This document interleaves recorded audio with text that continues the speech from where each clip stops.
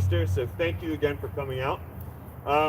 Tonight we have David Ledesma. So David Ledesma is from Melissa Kemp's lab, and he researches fossils of reptiles and amphibians from the late Quaternary, and that's roughly the last 1.8 million years. And he's interested in responses of reptiles and amphibians to long-term environmental change and applying knowledge from fossils towards modern-day conservation. He's currently using morphometrics and ancient DNA to detect changes in Texas lizards and salamanders over the last 20,000 years. And he's also a Stengel Wire Fellow, which we have a kind of a mirror field site east in Bastrop that he might be able to use as well. But he's been given a fellowship to further study this stuff. So thank you all for coming out. Thank you for allowing us to do this. And David, good luck on your talk today. Thanks, buddy.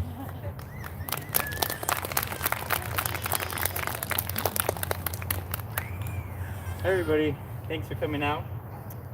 So today I'm going to talk to you about kind of what my research is, fossil reptiles and amphibians from the Ice Age. Right here I have a video, stop playing, but it's a video of a monitor lizard, a lace monitor from Eastern Australia. And so these are giant lizards, closely related to Komodo dragons. This is a curious one who's walking over closer to me. I'm sitting on the log. He's flicking his tongue out. He's tasting the air, trying to figure out what I am. And so I'm really into reptiles and amphibians. But first, I thought I'd give you an introduction into paleontology and what are fossils.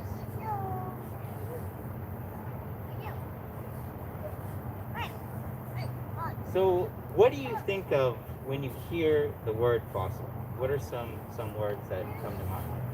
Some ideas? Dinosaurs. Dinosaurs? Rocks. What? Rocks? Yes? Old stuff. Old stuff, right. Ancient. Ancient. Yeah. So fossils are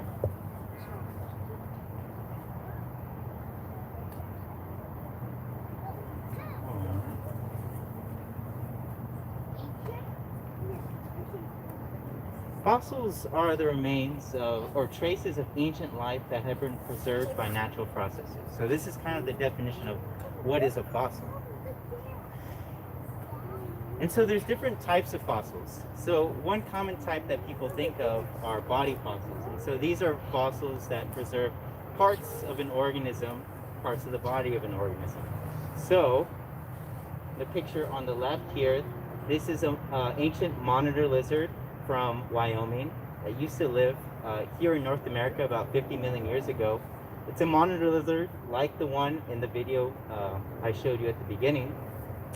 This middle one is a body fossil of a wasp. You can see the fossil right here, and then a drawing here depicting what the fossil is showing, what the fossil is preserved right here of this wasp.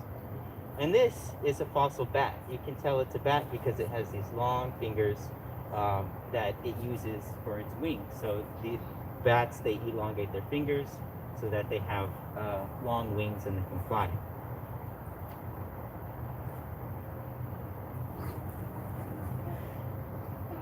Other types of body fossils are amber fossils, and you might have seen these types of fossils from movies like Jurassic Park. In this panel right here, you can see a fossil lizard trapped in amber. So you can see this is the head right here, and these are silhouettes kind of showing you kind of what this lizard looks like. Here's the arm. And so amber fossil is a really special and also a very rare type of fossilization process. And what's great about fossil amber is that it can preserve very fine details in these fossils. This is a fossil fly preserved in amber, and you can see it preserves the very microstructures on the eyes of this fly. So this is a very cool type of fossil, but it's kind of rare. Other types of fossils are molds and casts, and so these aren't actually part of the organism, but it's kind of a 3D outline of what the organism looked like. So a mold is the empty space right here, and a cast is the space filled in. So in this case, this fossil shell was buried but then the shell itself got dissolved away, and the empty space was filled in by different minerals and the sediment surrounding it, so that you get this cast right here. And so this is kind of the process right here. You have an empty space, the mold, and then it's filled in by sediment or minerals, and you get the cast right there. Another type of fossils are trace fossils, and so these are different from body fossils and molds and casts, in that these are only traces, so kind of evidence that an organism existed on the earth, but not the actual organism itself. So the panel on the right, this is a dinosaur footprint. So dinosaur tracks are an example of a trace fossil. And then in the panel on the right, you can see that these are little burrows left by some type of little insect that burrowed in the soil, and as it burrowed, it left these little traces that it was around. And so fossils come in many different shapes and sizes. They can become as big as this Stegosaurus. They can come in medium size like this raccoon jaw, or they can be very tiny like this little bat jaw right here.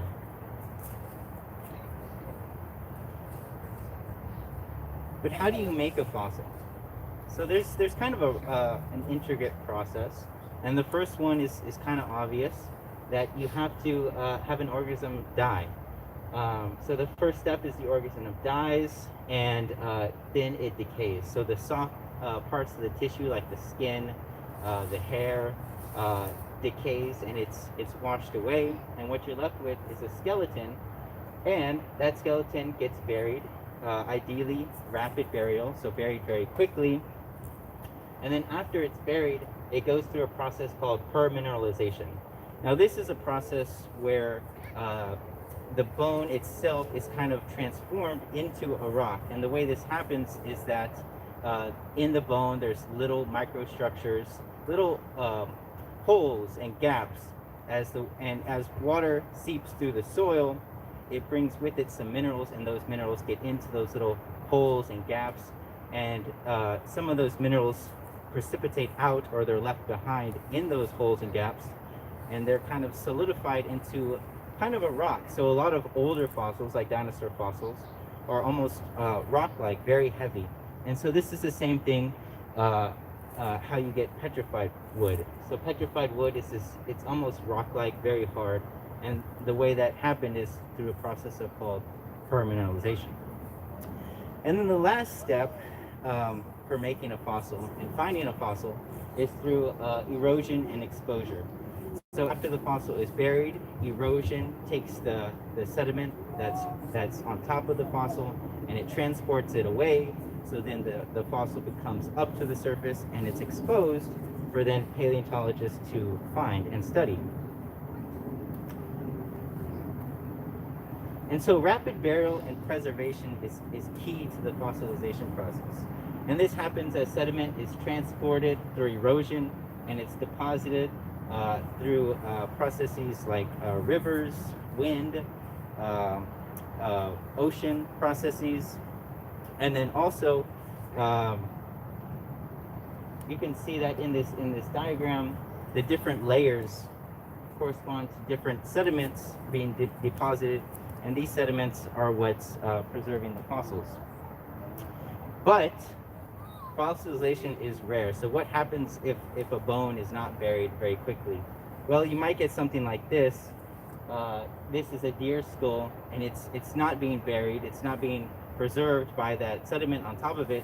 And so you can see it's getting broken. It's getting brittle by the sun, and it's basically degrading, and it'll turn to dust at some point.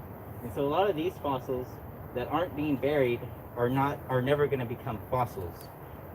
So fossilization is a rare phenomenon. And so a lot of the organisms alive today will never become fossils, and a lot of the organisms in the past never became fossils either. So fossils are kind of a very special thing we have.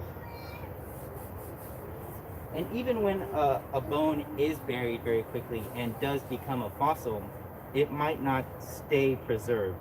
So this is a picture of a dinosaur bone that was eroded and brought up to the surface, but before paleontologists could find it, natural processes of weathering erosion got to it, and so this fossil is actually destroyed. You can see all these splinters of bones by this process of weathering and erosion, basically the breakdown of rock and fossils by chemical and physical processes. And so, even though fossils are rare, where can you find fossils? Now, in order to answer this question, it's important to have a little background knowledge in geology. So you want to know what types of rocks there are on Earth to kind of look for what types of rocks would be good for fossilization. Now, let's start out at the bottom, at the magma stage. This is kind of the rock cycle. You might have seen it before in school or on the computer. But magma is this liquid rock, this very hot rock. And often it comes up from the mantle, which is deep inside the earth. You can think of volcanoes spewing magma out of them.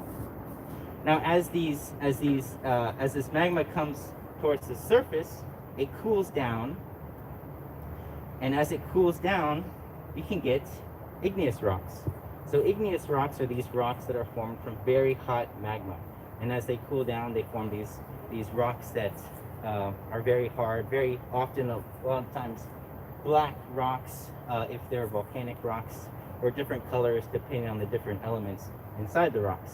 But they come from this very hot magma.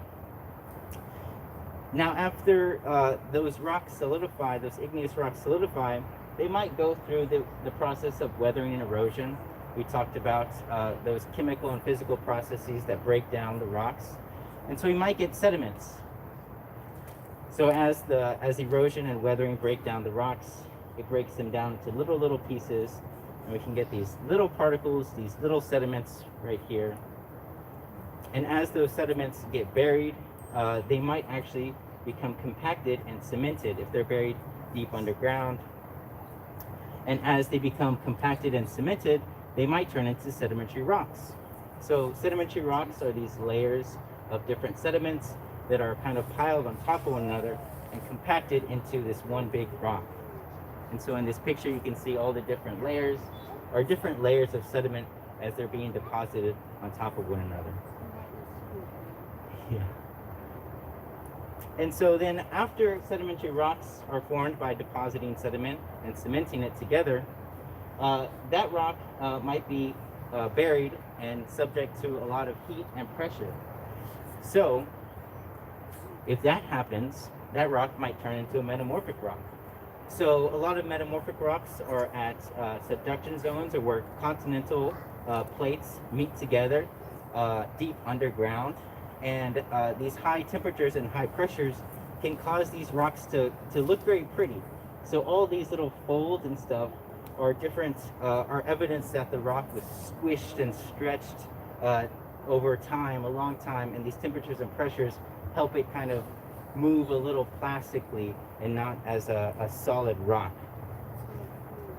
And then if that rock is buried, if it goes subducted underneath another continental plate, or if it's a oceanic plate, it might go deep enough down into the earth to become magma again and get melted. And so just to review, igneous rocks, you can think of volcanoes, volcanic rocks. Metamorphic rocks are these rocks that have undergone high heat, high pressure. They might look something like this, buried deep in the earth. And then sedimentary rocks are these type of layered rocks where sediment is deposited on top of one another. And so based on what I've just told you and these different types of rocks, which rock type do you think is most likely to preserve fossils? Igneous, sedimentary, or metamorphic rocks? Sedimentary. You got a sedimentary? Sedimentary. Sedimentary. And you are right. Sedimentary rocks are the best types of rocks for preserving fossils. And this is the picture of a bunch of sedimentary rocks from southern Montana. They're Triassic in age. So these sediments were deposited about 250 million years ago. And so where can you find fossils? Well, a lot of different places that have sedimentary rocks, including right here in Austin. So this is a picture of a limestone outcrop, and you can see again, this is a sedimentary rock with different layers.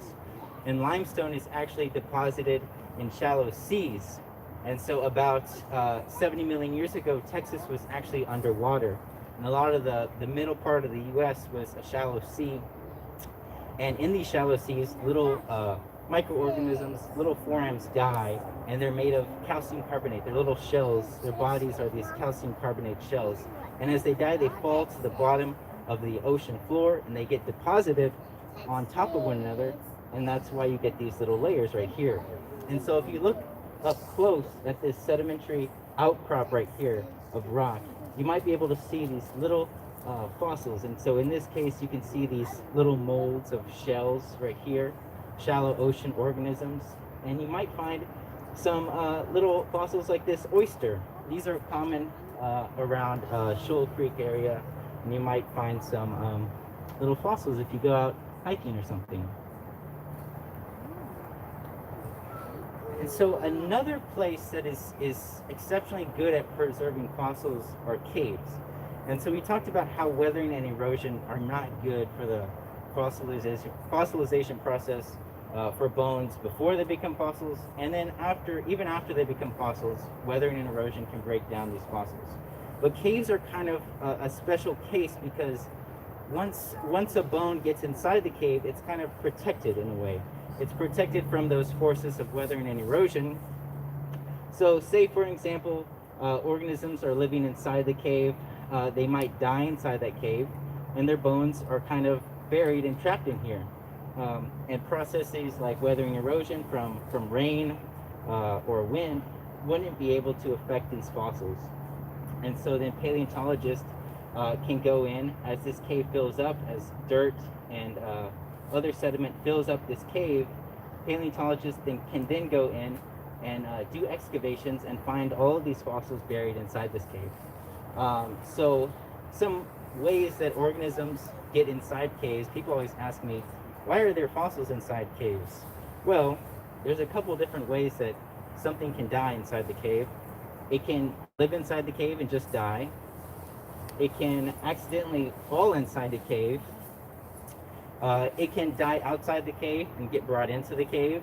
Or a predator that lives inside the cave can go outside of the cave, find something, kill it, and bring it back into the cave for it to become a fossil.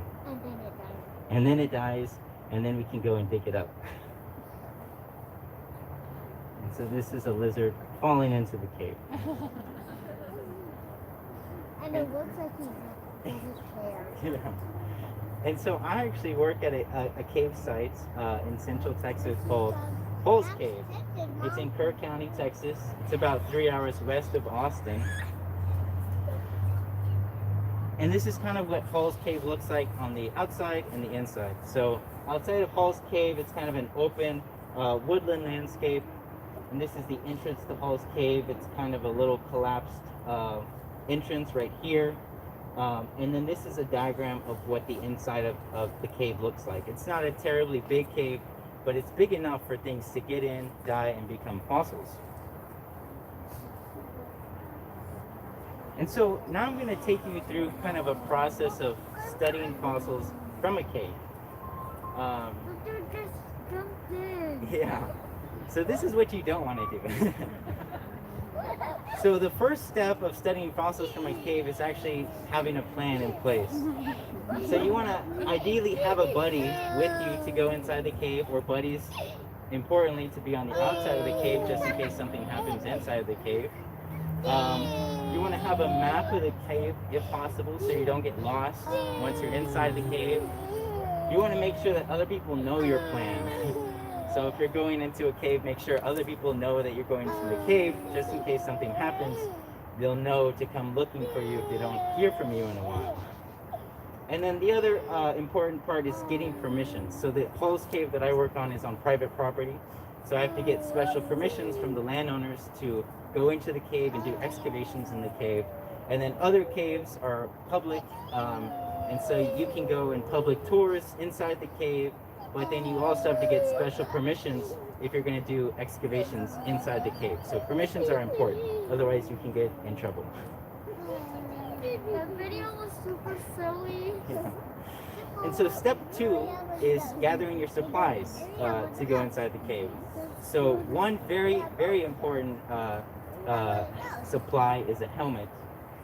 These caves have very hard ceilings, and it's sometimes very hard to see the ceiling. So having a helmet will prevent you from getting a serious head injury. Other supplies that I bring into the cave are a shovel to do my excavation and dig. This is called a trowel for more precise excavation and more precise digging. I bring measuring tapes and rulers so I can measure my area that I'm digging and also how deep I'm digging. And then of course you have to bring your notebook because good science always has lots and lots of notes and data. And so step 3, once you have all your supplies, is entering the cave. However, you should be kind of careful because you'll likely find some creatures living in the cave. So some creatures that you might find are rattlesnakes, cave salamanders might be in the cave, cave crickets, spiders. Unfortunately, a lot of times I go into caves, I find insects like ticks and sometimes brown recluse spiders, which are very venomous, and they like dark and damp environments, which is a good place to be in a cave. And then you also might find bats in a cave. However, I should note that caves are kind of these very insulated ecosystems, and they're good for preserving fossils. But if you go into a cave, you don't want to disturb that delicate ecosystem. And so before you go into a cave, you want to make sure that your clothes are clean, your boots especially are clean, because you don't want to accidentally introduce a pathogen or some type of chemical that will disturb the wildlife inside the cave. Because it's such a closed system, it'll have a really big effect on what's ever in the cave. And so this is a bat with a fungus growing on its nose, and this is called white nose syndrome. And this is actually really bad for bat populations, and a lot of them are dying because of this. And so before you go into a cave, you want to make sure you're not accidentally transmitting this disease to another bat population that'll hurt it. And so after you've all done that, you want to survey the cave, and so kind of walk around. If the cave hasn't been mapped out, you might make a map of the cave, and you might notice that there are bones on the floor, which is a good sign. It means that organisms are getting into the cave and they're dying and probably being buried and preserved as fossils. Yeah, and you don't want to get lost inside the cave. And so then step 5 is beginning your excavation. So you might choose a spot to excavate where you're finding a lot of fossils on the surface of the cave. And so that's what we did in this case. We chose a spot where there was little bones on the surface, indicating that there might be fossils buried underneath. You mark off a little area that you're going to do your excavation. And then we do our excavations in 5-centimeter intervals. So basically we have our little area that we marked that we're going to dig in, and every 5 centimeters we take out dirt and we put it in little baggies. And we mark those baggies with how deep that sediment that we're digging out is. And this will help us later on to find out how old those fossils in that sediment are. So one way paleontologists do this is through a process called radiocarbon dating, where you can take bone or charcoal, and you can use isotopic ratios to kind of figure out how old that bone or how old that charcoal is. And so you can do this in different layers and find out how old this layer is, how old this layer is, how old this layer is. And then you can have this whole profile of your excavation, and you can figure out at what depth you're finding fossils, what depth you're not finding fossils, and how old those fossils are. And so after you've done your excavation, step 6 is to gather and transport your sediment. And so what you might have are a bunch of bags of dirt that look something like this. But what's important is what's inside the dirt, what's inside the bags. And hopefully it's a lot of little fossils in there. And so step 7 is to screen wash your dirt. So after you bag up your dirt, you take it back to the lab and you put it in these little screen meshes. And so this is a little box, and at the bottom of this box is a fine mesh screen. And then you have a water bath right here. And the purpose of this is to get all the very fine sediments and the mud that you're not really interested in because it's not fossils. You can get all that to wash away in this water, and what you're left with is the bigger little rocks, but what you're also left with is these fossils. And so this is pointing right here to a little snake vertebra, so a little fossil snake vertebra. And so this is a way that you can get rid of all the mud and the dirt so you can more easily find the fossils that you're looking for. And so step 8 is to actually pick out and identify your fossils. So you might have all your sediment and your rocks, but mixed in are little fossils, and you might pick them out with tweezers like this and put them in separate containers. And so these fossils are very tiny, and like before, this is a little bat jaw. And so how old are the fossils that I study? Well, if we take the whole time that the Earth has existed, which is 4.6 billion years, the time that I study is called the Quaternary period, which encompasses the Pleistocene and the Holocene. And together, these account for about 0.1% of all the time that the Earth has existed. Now, if we make an analogy for how long, what time period I study compared to the age of the Earth, if you imagine your arm is the entire age of the Earth, the time period that I study is a microscopic segment of your fingertip, and that's how long I study. Which is actually kind of a long time. It's about 25,000 years. And this time period is known as the last glacial maximum. And it's called the last glacial maximum because in North America and a lot of parts of the world were covered by glaciers. And here in North America, we had 2 glaciers covering a lot of Canada and into the northern U.S. Into the west, we had the Cordilleran ice sheet, and to the east, we had the Laurentide ice sheet. And so these extended as far south as Illinois and Ohio. And so this indicates that temperatures are a little bit cooler back then than they are today. And so what kinds of animals were living during that time? Well, let's start off with mammals, because there was a lot of big mammals that actually went extinct about 12,000 years ago at the end of the last glacial maximum. So some animals that we have roaming around here in North America are the American lion, the saber-toothed cat, which is a pretty popular animal. There is a fossil saber-toothed cat back there on the table.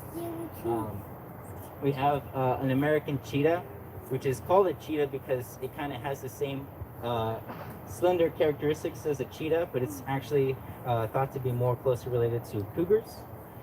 We also had dire wolves roaming around, which are larger relatives of wolves that we have today. Also on the table. Yeah, we have a dire wolf skull on the table as well. We also had woolly mammoths running around, these giant elephant-like creatures. And then also we had giant ground sloths running around. This is the large clawed ground sloth, actually first described by Thomas Jefferson, and this is the Sashta ground sloth that was also running around. So these are giant sloths that we no longer have today, but they're a lot bigger than the sloths that we have today. I don't know if they attacked humans. We also had creatures like this glyptodont, which is basically a giant armadillo-like creature. And we also had camels and llamas here in North America roaming around, and also horses that were reintroduced later by Europeans. I'm going to slide. So now what about reptiles? What types of reptiles lived during that time? Well, not here in North America, but in Australia, there was a giant monitor lizard called Megalania. And so right here is a reconstruction of a skull of Megalania. This is a picture I took from the Queensland Museum in Australia.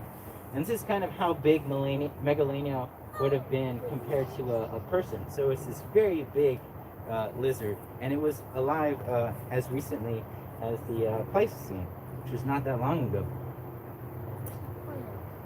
Another reptile that was alive during this time period, again in Australia, is this giant constrictor snake called Wanambi. Now this was a giant snake that got up to 16 to 20 feet long, and it's kind of interesting snake because it's kind of its own. It's the last living, it was the last species of its kind, of its lineage. And so I study reptiles and amphibians from the Pleistocene. So we went over some mammals, a little bit of reptiles, but I specialize in the reptiles and amphibians. So what are some types of reptiles and amphibians that you know of today? Axolotl. Axolotls, right?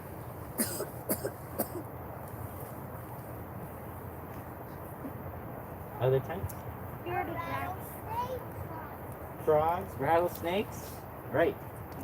Capybaras. Capybaras.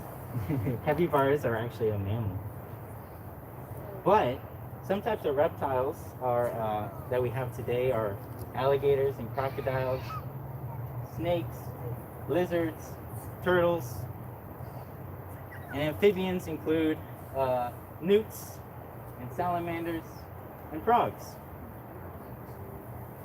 And so when I look at fossils from the Ice Age, I often encounter little fragmentary bits of an organism. So this is actually a vertebra.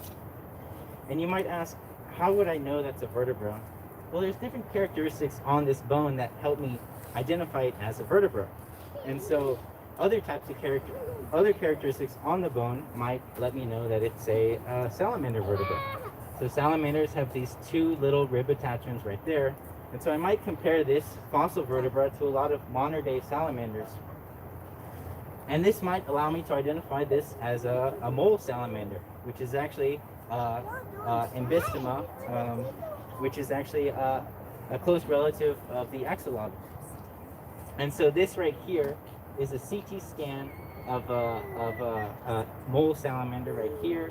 CT scanning is the process where X-rays are passed through a preserved specimen, and the dense material is the X-rays pass differently through the dense material, so then you can reconstruct what the skeleton of that organism looked like. It's kind of the same way you would get an X-ray scan of your arm if you broke your arm.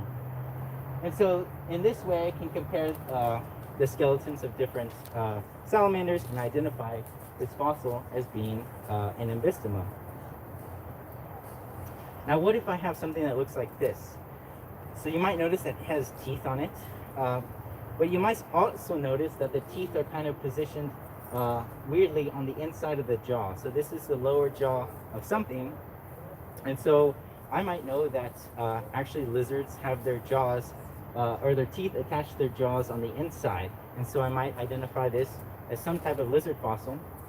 And then I might use other characteristics to identify this as a phrynostomatid lizard. And one type of phrynostomatid lizard is Scoloporus, or the fence lizard. And so this again is a CT scan of a skull of a fence lizard. And this right here, this bone is called the dennary.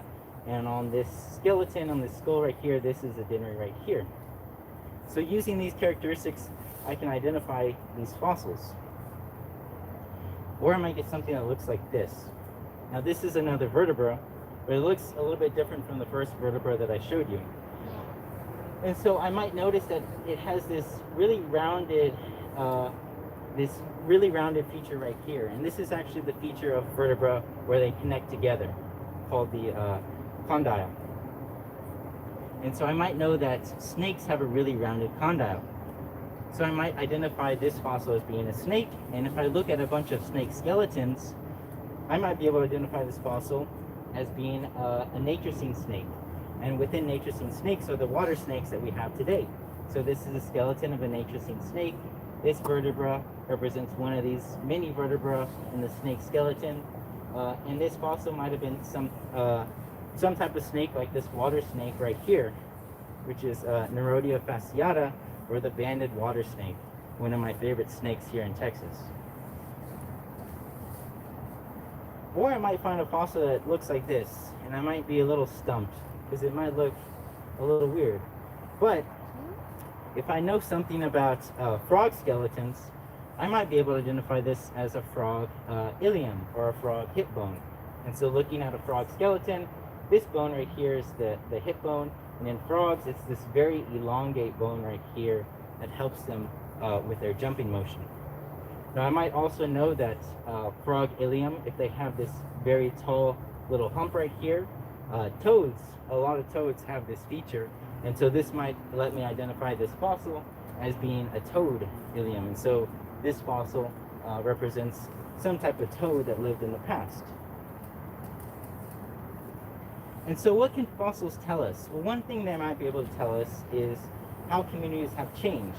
So after you've identified all your fossils, in the past you might see that maybe 25,000 years ago there was a lot of different types of lizard running around. But then as you go through your sediment and you go into younger sediment, you might notice that as your sediment gets younger, you're only finding a couple of different types of lizard. And so what this might indicate to a paleontologist is that there was something that occurred in this middle part that led to a decrease in diversity of lizards, and this has changed the lizard community in this area. Another thing that fossils might be able to tell us is how organisms evolved. So one example might be, did they get bigger or did they get smaller? Now you might ask, how can a fossil tell me if an organism got bigger or smaller if you only have a little fragment of a bone? Well, as organisms get bigger and smaller, you might also expect that their bones get bigger or smaller. And so what we can do is measure bones of different ages and look for trends of increasing or decreasing body size. Another thing that fossils can tell us is how organisms responded to climate change. So as I mentioned, the last glacial maximum, temperatures were a bit colder than they were today, or a lot colder than they were today. But since then, in the Holocene period, there's been a lot of climate fluctuations towards hotter and colder times. And the last cold time was the Little Ice Age, less than 1,000 years ago. So these little climate fluctuations can let us understand how these organisms were responding to these changes in climate. And so if you have your sediments and you have a bunch of different fossils in different layers, down here at the bottom are the older fossils, which might correspond to colder times. And so you might notice that your organism is very abundant in these older, colder times. But then as you go up towards more recent and younger sediment, which corresponds to warmer times, you might notice that that organism becomes more scarce, more rare. And so what you might infer is that this organism thrives in colder environments. It may not do so well in warmer environments. And so another thing that fossils can tell us through ancient DNA is past diversity that wouldn't be accessible with morphology alone. I kind of went over some ways that I can identify fossils based on all these characteristics, but a lot of times you can't precisely know what species a fossil is just because it's very hard to pinpoint using those characteristics with high confidence what a particular fossil is to the species level. And so ancient DNA actually can provide that species level resolution by extracting the genetic code out of these fossils. So sometimes DNA can be preserved in fossils. And so this is kind of restricted to more recent times, the times that I worked on in the Pleistocene. in the last million years or so. But scientists can go through and extract DNA, which is actually what I was doing earlier today. And you can get that DNA and kind of figure out past genetic diversity, what species that fossil is, and then it can provide additional evidence for how organisms responded to climate change. So it's another toolkit that paleontologists can use. And so understanding how organisms responded to climate change in the past can help us predict how organisms will respond to future climate change. Now, this is a picture of a golden toad that was last seen about 30 years ago, believed to be extinct, and climate change is actually thought to be a big driver of this decline in this species of toad. And so modern extinction is a very big threat to modern herpetofauna, and herpetofauna are non-avian reptiles and amphibians. So as of today, about a third of all amphibian species have been evaluated as being threatened with extinction, which is quite a lot. And then for reptiles, about 19% of species are evaluated as being threatened with extinction, which is quite a bit of species. And so here in Texas, actually, climate change is expected to perhaps have a big impact on organisms and even us today as humans. And so here in Texas, we're expected, in the next 100 years, we're expected to have about 3 to 9 degrees of warming, and then an overall decrease in annual precipitation here in the Southwest. And so these changes in climate will impact these organisms, including us. And so the fossil record kind of serves as a bridge to the past. So we can use the fossil record to understand in the past, how did these past organisms respond to climate? And we can use that information to predict how organisms will respond in the future. And this will help us make plans and kind of develop a framework if we want to conserve species today, including our own species. And so lastly, I want to give you some cool resources you can take home and kind of explore paleontology a bit. As I mentioned, knowing a little bit about the skeleton can really come in handy to paleontologists. And so this is a website called morphosource.org and digimorph.org, where scientists upload their CT data, so these X-rayed skeletons, and you can go and you can see these 3D models of these skeletons, and you can kind of learn the skeletal anatomy of a bunch of different types of organisms. And so this is a great resource that I even use myself for my research. Another cool resource is the Paleobiology Database. And so this is a database where paleontologists upload a lot of different fossil localities. And so all these dots represent a place where somebody's found a fossil. And all the colors represent the different ages of those fossils. So here at the bottom is the geologic time scale representing all different ages of fossils. And so if you go to this database, you can kind of look on the map and see what type of fossils were found around you, how old they were, and things like that. And last, I want to thank you for coming out and listening to my talk. And I'll be happy to take any questions you have.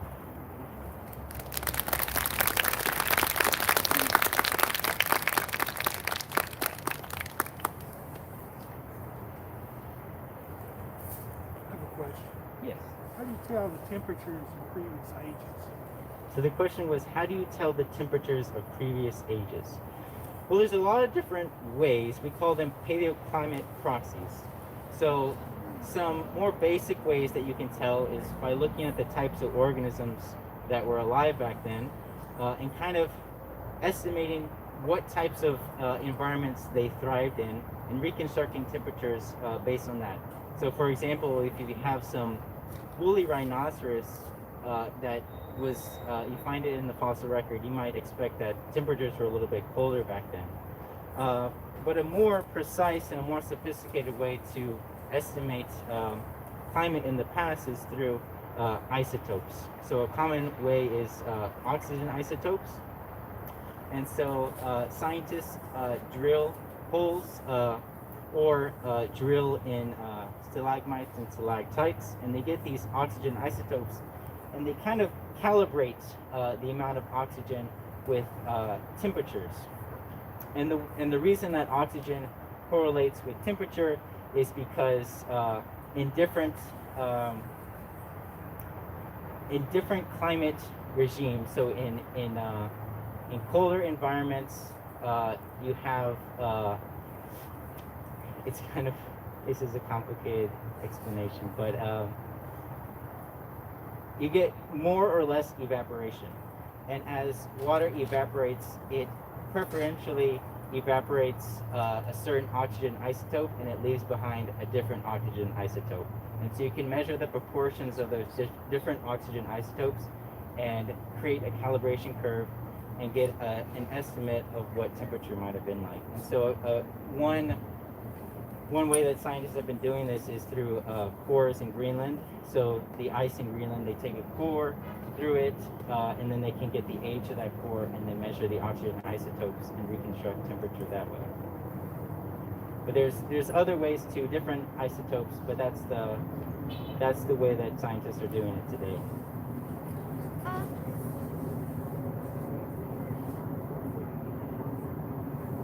My favorite fossil that I found. I really like horned lizards or horny toads, and the cave that I'm working on has a lot of fossil horny toads, and so I really like those. Sometimes you get preserved the skull bones, and they have those long horns on them. I think that's pretty cool. What's the biggest fossil you have The biggest fossil. I've gone to Montana and I've helped dig up some dinosaur bones, and those are pretty big fossils. Yes. What would happen to the commonly known fact about worm-loving reptiles in the Ice Age? Yeah. So this is a question of worm-loving reptiles in the Ice Age. So a lot of reptiles and amphibians, they're called ectotherms, which means they regulate their body temperature based on their surrounding environment. And so if it's cold outside, it's going to be hard for an ectotherm like a reptile and amphibian to increase their body temperature. So what were they doing during the Ice Age? So they were around. I don't know that they were enjoying the cold. Salamanders are actually pretty tolerant of the cold. Lizards and other organisms were doing okay, but a lot of the ice was a little bit more north. So here in Texas, temperatures were a little bit cooler, but they weren't what you would imagine Arctic temperatures. So the reptiles and amphibians weren't freezing to death. Yes. What methods are scientists using to determine the age of the soil? So the question is, what methods are scientists using to determine the ages of the soil beds? And the answer again is with isotopes. The specific method is called radiocarbon dating. So radiocarbon dating also looks at the ratios of different carbon isotopes. And carbon-14 is an isotope that decays at a pretty constant rate. So they can measure the ratio of carbon-14 to different carbon isotopes, and they can kind of estimate the rate of decay, and based on the ratios of those isotopes, they can estimate the age of, and this works with stuff that has carbon in it, including fossils and charcoal. But there's other ways, other isotopes that I think you can do it with hydrogen as well, but I'm not so familiar with that method. Other questions? Yeah.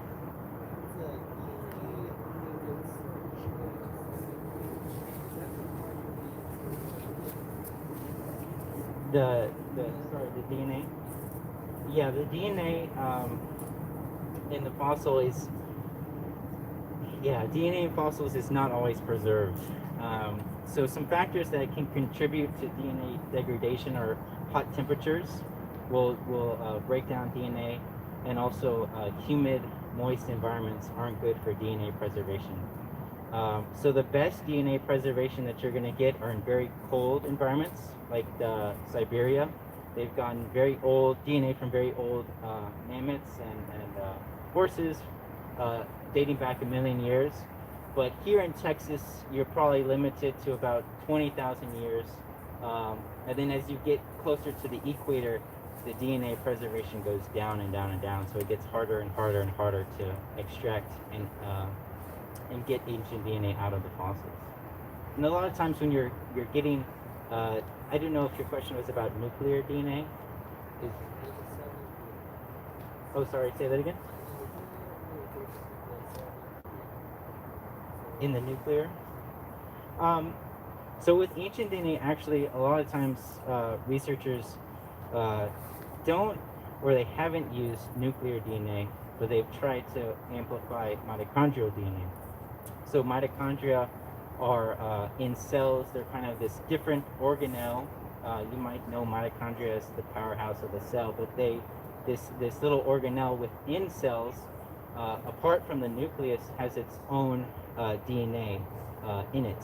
And the reason that paleontologists look for mitochondrial DNA is because in a cell, in the nucleus, you have only one nucleus, and that has all the DNA. But in a cell, there's a lot of different mitochondria. So there's a lot of different copies of the mitochondrial DNA. And so over time, you're more likely to have one of those mitochondrial DNA being preserved, whereas that nuclear DNA might degrade that one only copy that you have, and then it's lost. But the mitochondrial DNA might still be around. And so it's just more abundant, a higher likelihood of being preserved for a longer period of time. Yes? What about, haven't you heard of the endeavor to regenesis the woolly mammoth, like from Russian samples, you know? Yeah, like so frozen Russian. Yeah, mammoths, I think they're calling it Pleistocene Park. Yeah.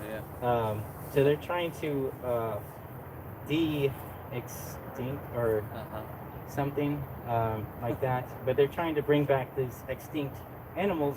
I don't know how close they are to doing it, but definitely you can get the genetics of these extinct creatures. But other than that, I'm not sure how you would bring them back. I've heard. I was watching 60 Minutes, and there's this on 60 Minutes. They're saying guaranteed next 15 years we're gonna have woolly mammoths. Guaranteed 120%. You know, like very esteemed Nobel Prize laureates saying 15 years we're gonna have these things around. You know. Yeah. I mean, what do you think? Well, they have whole genomes of mammoths already. I think the process would be more of growing. Ethical, even. Yeah, ethical, and how you would go about growing a mammoth. Yeah.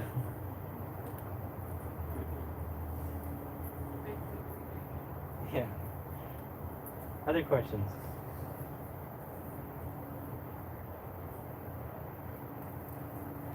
All right. Thanks so much again, guys.